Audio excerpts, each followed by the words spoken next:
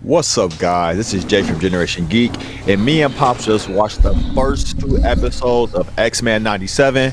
Of course, there's going to be some spoilers, so if you guys have not watched it yet, please go and watch it. We're going to get right into it. Pops, roll the clip.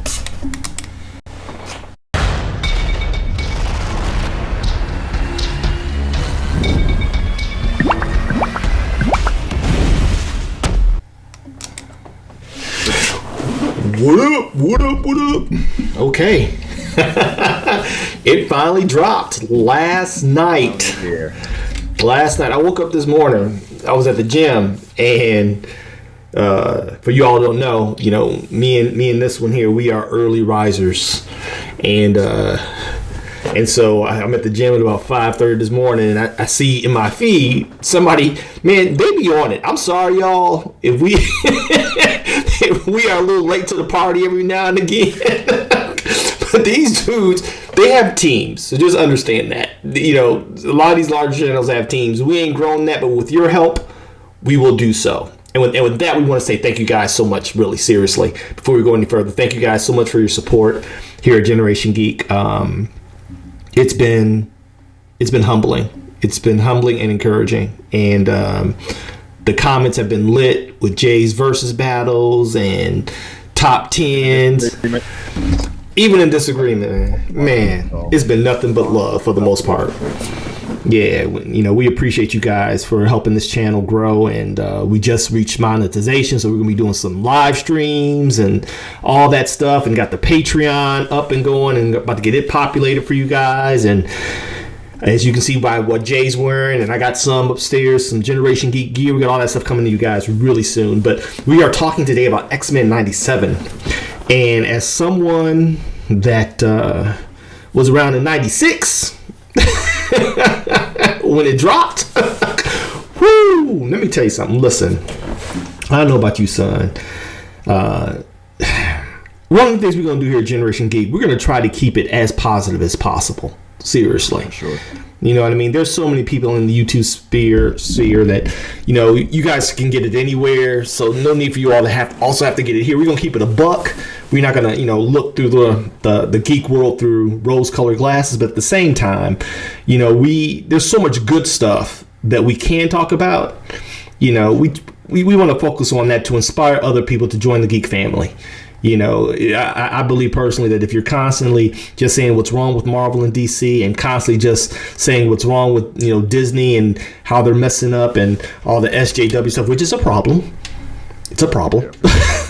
Okay, it is a problem. But here we're going to try to find the gems and the jewels for you guys. And so we're talking about X-Men 97, and hopefully that's going to be a gem and a jewel. What you think about it, Jay? We just saw it today.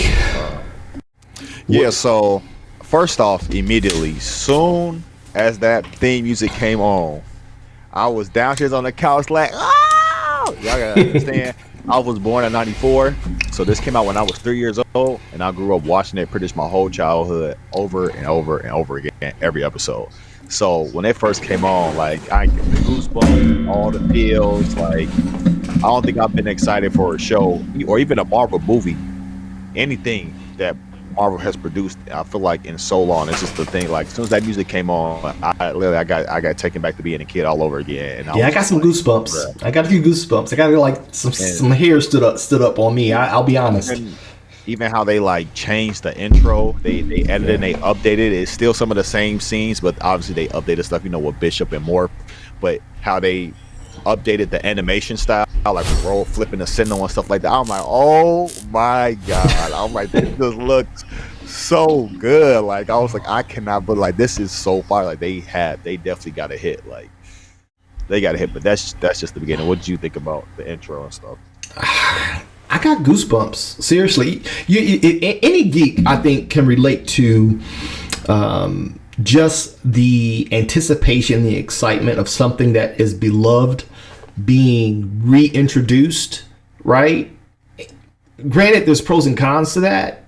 There's always potential for letdown. But when I heard that music, and then you even though they you can tell they remastered it, they redid the music, right? So it's been updated. but the beats are still there. The tempo is still there. They didn't take away from it, in my opinion. They didn't take away from it. They added to it. But you know me, like I gotta. All right, so just so you guys know, Jay knows this.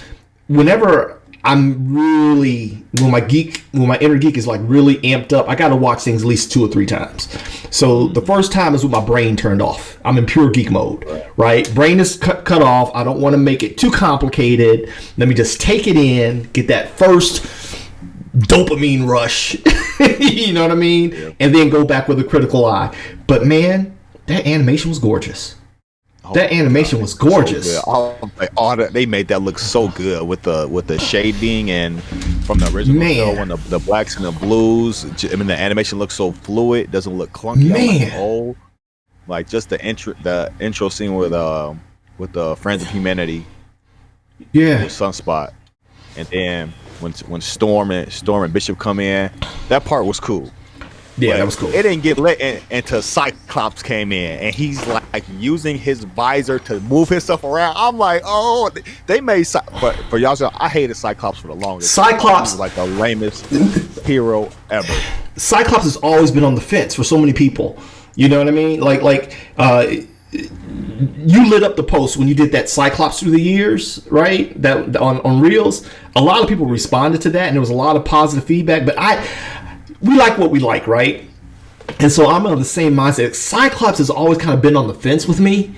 You know what I mean? As far as a character, you know, he was always kind of a square, and I guess you need that straight man, you know. But his powers were never very versatile, you know what I mean? But the versatility they added to how he uses his powers, like I said, when he started using, because for those of you all who don't know, his eyes aren't lasers. For those of you guys, they are not lasers. They are portals to an energy dimension, right? Yep. And they are concussive force, which means they push, right? And so a lot of times especially we've seen it in comics, we've seen it. Not heat vision.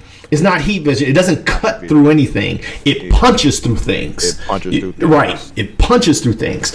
And so the fact that they use that kinetic force of push to slide him around, brilliant. Chef's kiss. I was like, oh my gosh. It's super fire. Yeah, he's such a good character. Another thing about Cyclops is what people don't understand. Because of the nature of his powers, Cyclops is a master of trigonometry. So everything that he does, he knows angles. He knows angles. So how his laser beams are going to reflect. He doesn't need his visor. He doesn't have to actually touch it to shoot his laser. He actually has buttons in his glove, so he can control how much. But they did the visor thing. They did the visor thing. And I get it for visual, right? You know what I'm saying? Yeah, visual, because this right here is not going to translate. Yeah. You know what I mean? And when he's like sitting there gleaming without putting his hands on there, it's because he actually has control in his glove. If they take that point, but that was just when he came in, I was like, oh, they made Cyclops cool. I'm like, they made him a beast. They made Cyclops, and then this is jumping ahead, but when he let out the plane and everybody's getting flown, and he's like, all right, see y'all on the ground. I'm like, who's gonna catch Cyclops? You dig what I'm saying? Yeah. But the setup was incredible. And so before we go too far, before we go too far, again, JR is gonna be some spoilers in this. But let's rewind a little bit to what happened pre the release. I think this was last week or so, with the showrunner and writer Bo DeMaio being fired from Marvel. And mind you, they released it, which, you know, when the entity releases that information, something went bad really quickly. Right? Yeah, and my man went scorched earth on his social media. He deleted all his social media. All of it. Okay. And he had appearances scheduled, son, to promote it, right? Events, all of that. Marvel, Disney nixed all of that. They're like, nope. They cut my man off at the knees. Now, for you all who don't know, Bo DeMaio has been associated with several prominent properties, some of which escape me right now, but let's just stay on X-Men 97 as a writer. But he's openly part of the Rainbow Mafia. and I believe that he is of mixed heritage, but was raised by Caucasian people. I believe I did a little bit of research on him, as well as my man had an OnlyFans account. So we don't know if that had anything to do with his termination. Okay, Disney. This is Disney. My man had an OnlyFans account, right? You know, he was openly gay man and had an OnlyFans account. And so I don't like to speculate, but I don't think that sits too well with Disney. Is open-minded. On Solo Says, I'm gonna talk. I don't like using the word woke, and I'm gonna tell you why on Solo Says. We're gonna say as liberally open-minded as they like to be. I don't think Disney that would sit well with Disney, son. What you think? Nah, not at all. Yeah, they definitely which is crazy some stuff they put in their shows, but a lot of stuff, even if they put in the kids shows, it's kind of, I wouldn't call it subtle because it's kind of in your face. We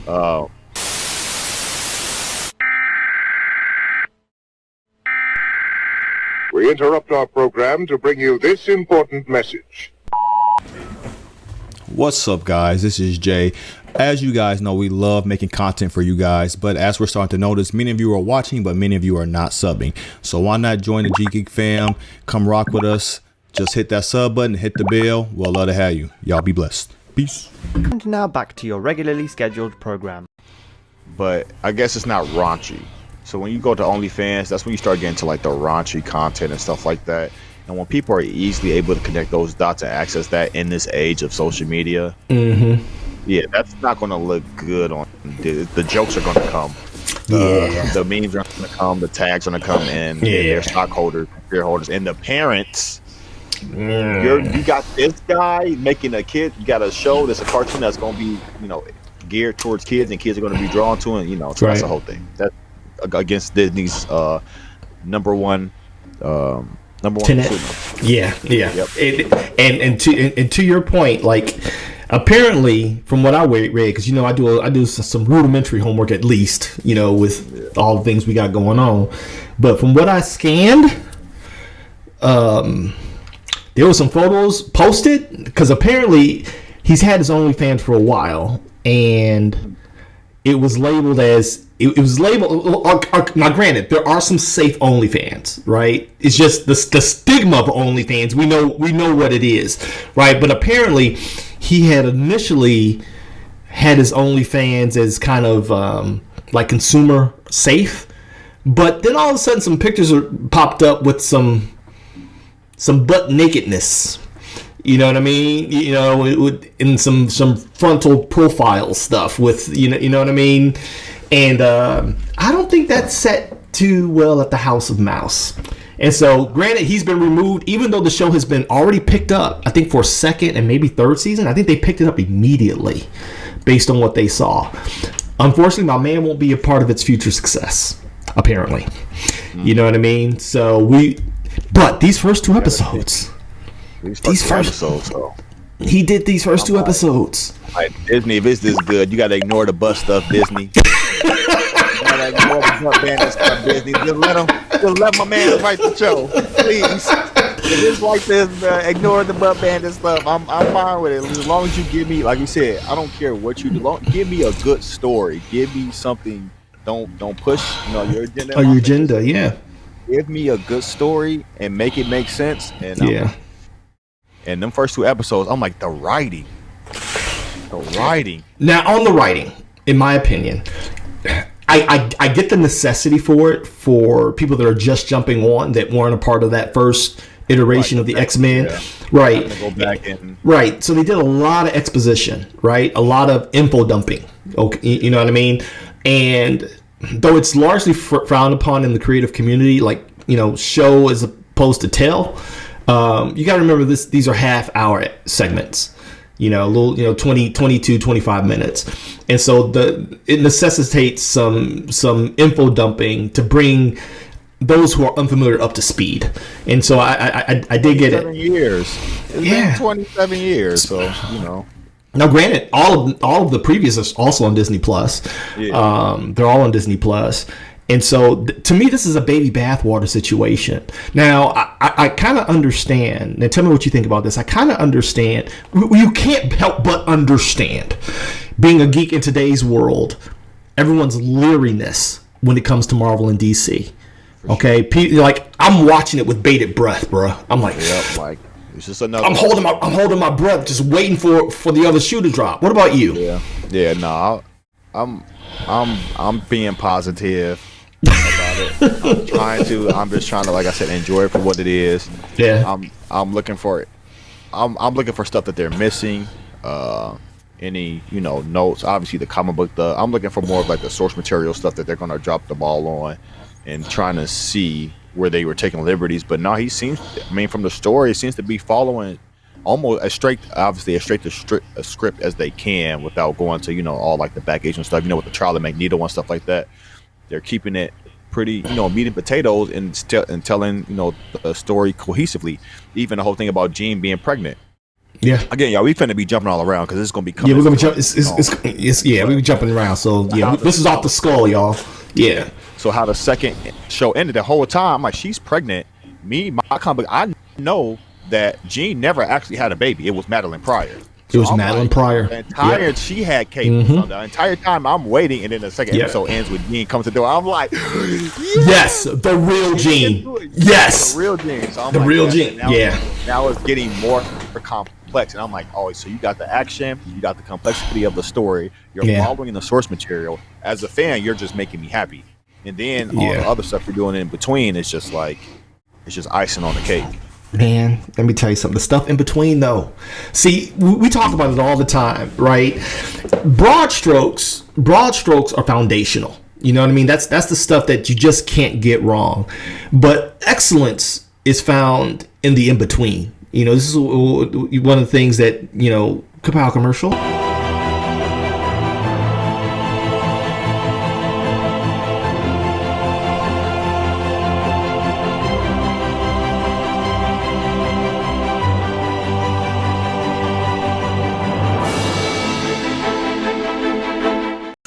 But one of the things we teach our students here at Ka-Pow is all the little stuff, that extra 5-10% that connects all those major dots. And they did that in this show. You know what I mean? I even liked the fact that when they introduced Roberto da Costa, Sunspot, right? They were quick to show his powers. Even though we knew as fans, I'm like... That was one thing, though. That was a constant because he was in that episode in the old show. I think they had him when they had all of them with the power inhibitors on. He was one of the mutants that escaped where Jubilee was stuck with the island storming. But wasn't he a cameo? Wasn't he a cameo? He was a background character. Cameo, right? He was a cameo, right? So I mean, I guess it's not the continuity, but again, that was just one thing I noticed. I'm like, I'm wondering if they are following it that much, like. Because they didn't. I thought it was a good. Like, this is the second time I've been captured. Like, something like that. Like, this is not the second time that this is happening to me or something like that. Because he just seemed very comfortable. He was very calm. How much money you need? Right. So I was maybe that was supposed to. But I liked his use as a plot device. You know what I mean? Where they didn't focus on him, but he was a key part to help propel the story. You know what I mean? To kind of anchor you into what's the state of where they are. Yeah. The state of where they are. You know what I mean? And I thought it was absolutely. I thought it was. Started like that with Jubilee. I thought it was Jubilee was that. Yeah. Right. It was the same formula, right? Jubilee was the anchor from which they formed the plot around. They started them all. Yeah, and so they reproduced that. Granted, they didn't. Again, you don't always have to reinvent the wheel. You know, and so they did it so effectively with Sunspot. And what I liked is, even when he was in the danger room, he didn't use his powers, but they didn't let you forget. They brought home why at the end, and it made sense from a psychological standpoint. I'm like, say what y'all will, man. It was some good writing. I mean, I was like. I gotta watch it again. And the second time I go into teacher animator mode. But first phase one is always geek mode. That's how me and Jay do it when we go see superhero movies. We'll go see it the first time on geek mode, and then we will go see it again on critique mode if we liked it. But this definitely warrants a second look. It definitely does. You know, some of just the writing was just, it was so good. Like when they went to go fight Master Mold, as we saw in the trailer with the whole Gambit thing, and he lit up Wolverine's claws. His claws, yeah. And then Morph turns into, that's nothing about Morph, which I found was so cool. He was actually, which is different. When he turns into Archangel? Yeah, he turns into Archangel. I was like, what? Because how it always has been, and some of you guys who've watched like the first X-Men movie, remember like with Mystique, with most shapeshifters, they're able to turn into the form of them but not have their abilities. Right. Like when Wolverine was fighting Mystique and she turned to Wolverine too, and he cut her claws and it hurt her. Right. They're able to shapeshift even weapons apparently, but they don't have the density of them. But it seemed like Morph was able to, because he turned into Colossus. And he was bulletproof. He was blaster-proof. Whatever they used, he was blaster-proof. The blob, and he seemed to have, his elastic stomach, whatever. Again, that's still shapeshifting, so I guess that was easier. But the Colossus was more interesting, that they actually took that route with him. And then he turned into Psylocke. And he had Psylocke, and he turned into Deathstrike, and he was ching ching ching. So it looks like they really amped up Morph. Yeah. I really. Again, I was bated breath, right? I was bated breath to see where we're going to go with it. It doesn't look like from Jump Street, and we're going to revisit it because we're going to be breaking down episodes as they drop. It looks like they're really picking up where they left off, because there's been a lot of speculation about the level of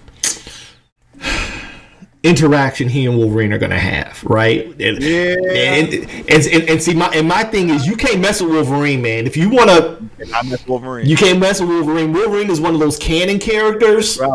Yeah. You can't mess with Wolverine, man. He ain't easily retconned. You could be okay with introduce Daken or Daken, however you pronounce. You know what I mean? Whatever. But sure. But that's how he was. Exactly. And so, is this word androgynous? Is that the word? Right, androgynous, yeah. But it looked like from the tempo of it that they're just friends. You know what I mean? That they're just friends. And again, this is not anti anybody. It's just like when you just try to force your agenda. And I expected that from DeMaio, quite honestly, because it's become so pervasive in the creative space, in the industry. But I think it was handled well, all things considered. You make. He still loves Jean, like you see that. So I don't think it's taking that route at all. I think it really is just his friend, because the episode with Morph when they couldn't find him, he morphed like he cared for Morph. It was his friend. That was his guy. His guy. I think they're handling it pretty well for sure. Yeah. And back to the Master Mold thing. What was you about to say? Something? No, go ahead. Back to the Master Mold thing. When Cyclops said, bring the forecast, and Storm came in, and they Omega level threat. Omega level threat. I was like, all the signals responded. Omega level threat. I girl her respect. Man has walked into the room. Man, the goddess is on deck. That was amazing. And then when she and I loved how, like, when I tell you the use of their powers were so creatively done. Yeah. When the lightning strikes the sand and turns to glass, and then she creates a tornado of that glass. You dig what I'm saying? I'm like, oh my gosh. I'm like, and it shreds the signals apart. It shreds, I'm like, she creates. I was watching it. That's when I texted you yesterday. Oh my god, this is so good. I didn't leave my phone. I said, oh my god. I'm like, oh my goodness. You called me this morning, and you was like, oh, it's good. I said, oh, I was racing home. I had clients today. I was like, I gotta get home, bro. Man. Man. I'll make a level threat. I don't believe I'm saying this, but again, we're purists, you guys. If you guys haven't noticed, like we said, we're Switzerland here. We're always going to try to be as objective as we possibly can, and I don't care who's writing as long as they're doing a good job. You know what I mean? And the first two episodes, they were well executed, man. They were well executed. Magneto's speech. He's like, it's an extermination. You talking about Man. just getting vengeance from my people? Man, was it real? It was real talk. It was real talk. Without what I didn't like is what they did with Executioner, right? That the dude was so easily defeated in episode 1, and now he puts on this armor and he becomes this viable threat. You dig what I'm saying? I don't think that was Alloy. Yeah, I didn't like that. I didn't like that. About his credit, the Executioner obviously is not a big villain in X-Men. Right, he's not.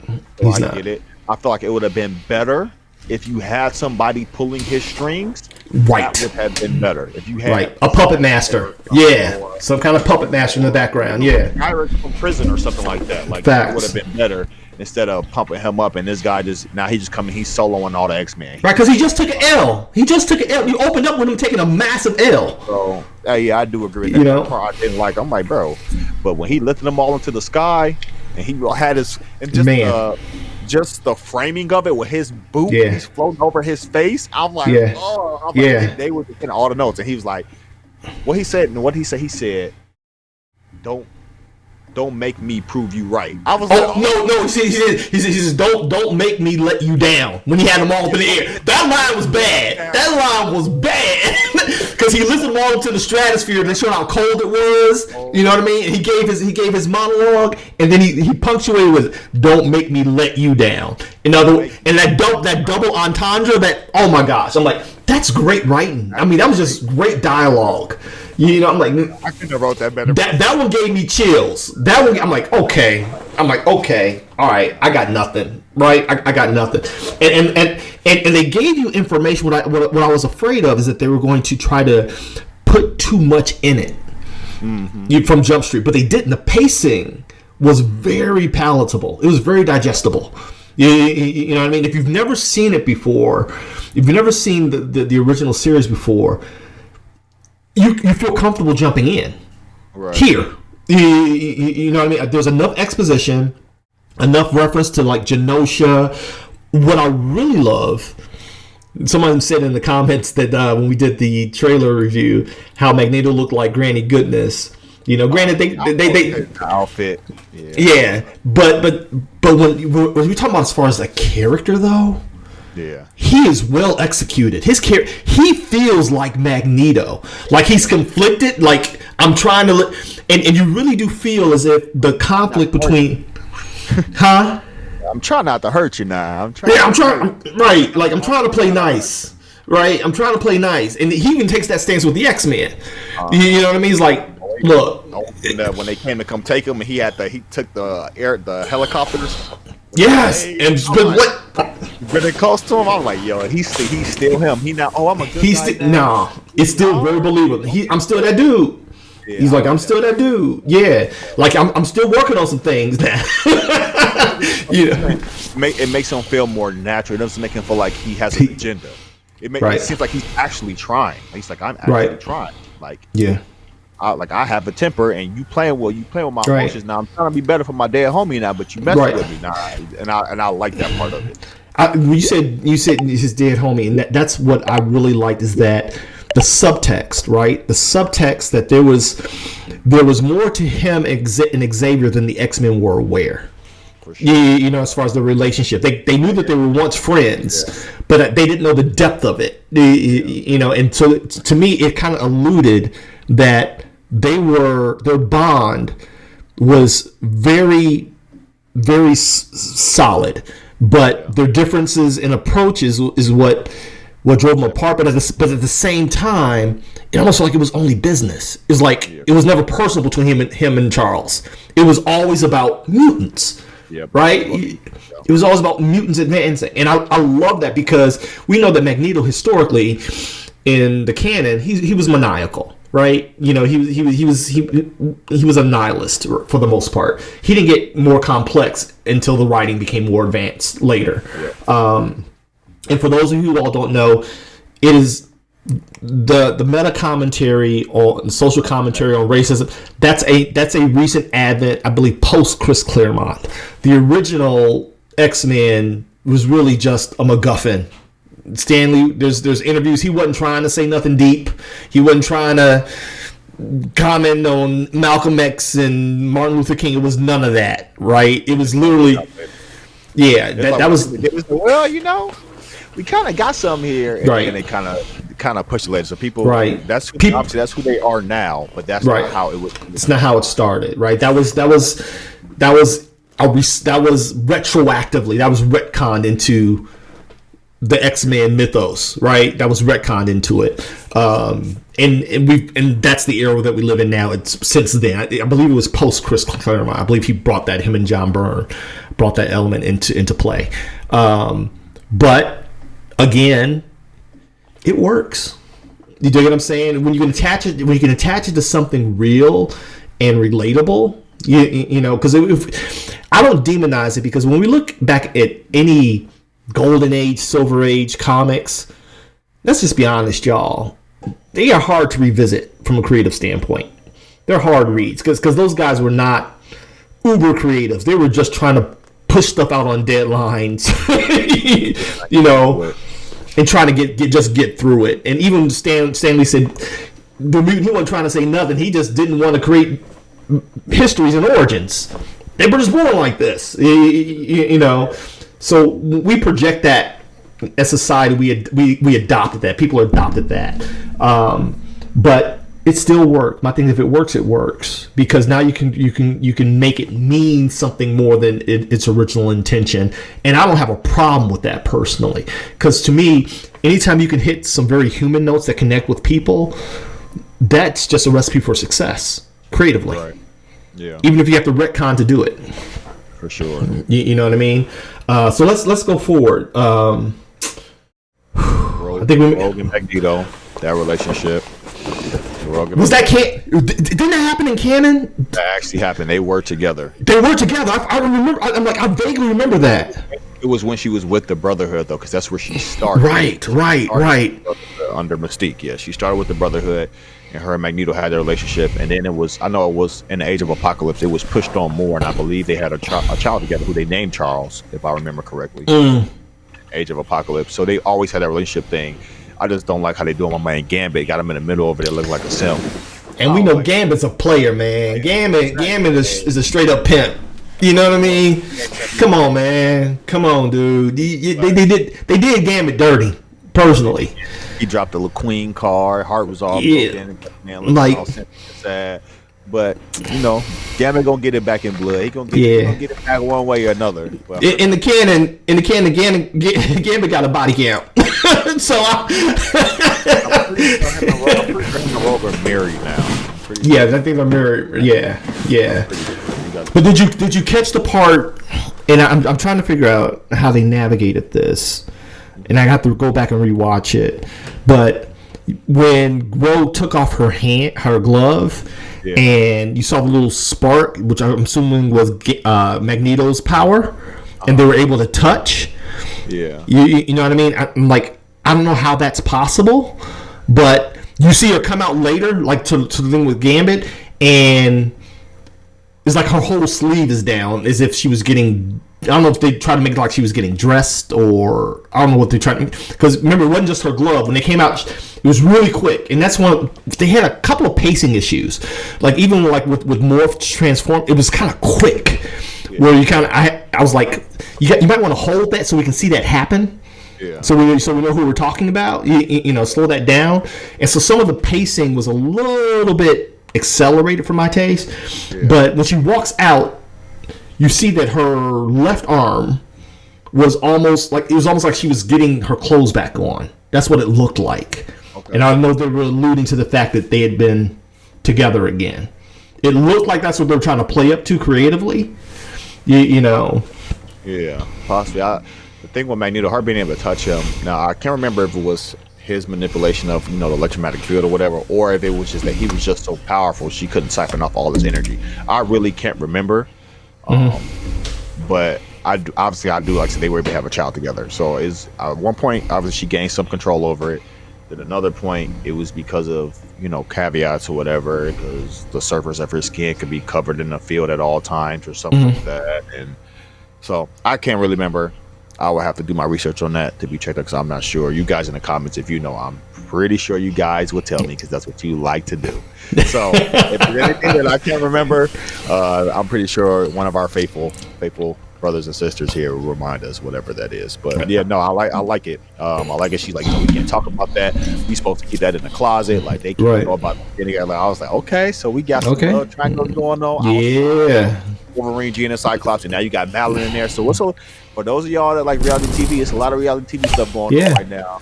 You got quadruple couples and all this other stuff. You got Madeline coming in and Cyclops, so it's about to get real messy and interesting. If they play their cards right. Now on episode 2, I think we made it through episode 1. On episode 2, that was that we made it through episode 1 and 2. Yeah, we made it through episode 1 and 2. We talked about the ending with Magneto. We talked about the UN Council. Again, the monologue they gave Magneto was so well executed, in my opinion. Yeah, it was. One thing Marvel has historically been known for more so than DC, in my opinion. Again, feel free to leave the comments. And if you have not done so already, please like, subscribe, turn your notifications. But one of the things that Marvel is known for is the complexity of their villains.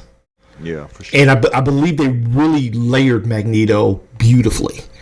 You know what I mean? Like his conflict is not, his inner turmoil ain't by his own doing.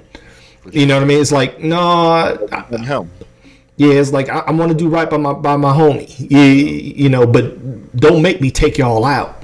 Yeah. And even when he was in front of the UN, it was so well put. Basically, y'all are trying to crucify me, what you all do every day.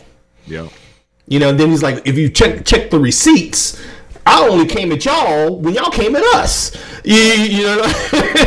Okay. Yeah. Yeah, man. A lot, and then obviously with them depowering Storm, so that's another layer within itself. Oh my gosh, that hurt me. And Magneto said it. He's like, Storm, like this is the closest thing we got to a goddess. Right. The closest thing we got as kind to a goddess. I'm like, he gave her props, didn't he? The way she just whimpering on the floor, I'm just like, and when she told the UN people basically to shut up and let me save you, I was like, right. Go girl, go girl. Who said you can talk? I am here. Right. If y'all don't shut up and let me save you. I was like, wow.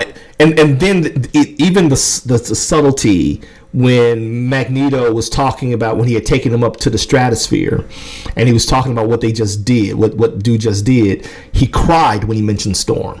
What they just did to her. It hurt him. So like it lets you know how personal this is for him.